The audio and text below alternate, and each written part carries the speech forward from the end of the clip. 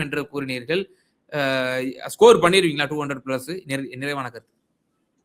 Sir, இந்த 221ன்றது நாங்க சொன்ன இடம் இல்ல, நாங்க சொன்ன நம்பர் இல்ல, மக்கள் போட்ட ஓட்டு தானே. தேர்தலை இந்திய தேர்தலை தானே நடத்துச்சு.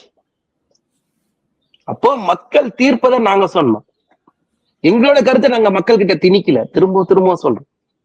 234 தொகுதியா பிரிக்கும் போது 234 தொகுதியில 221 தொகுதியில திராவிட முன்னேற்ற கழக தலைமையிலான கூட்டணி முன்னிலை பெறுது.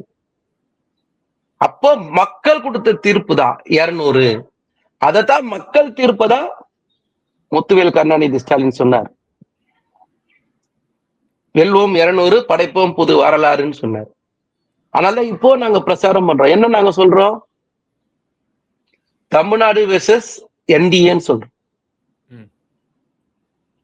திமுக வெர்சஸ் பிஜேபி இல்ல, திமுக வெர்சஸ் அதிமுக இல்ல, தமிழ்நாட்டுக்கும் டெல்லிக்கும் சண்டை தேர்தல்.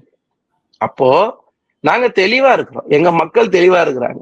சோ மக்களுடைய கருத்தை நாங்க சொல்லியிருக்கோமே தவிர எங்களுடைய கருத்தை நாங்க சொல்லல. எங்களுடைய கருத்துனா 234 எங்களுக்கு வேணும், எங்க கூட்டணிக்கு வேணும்.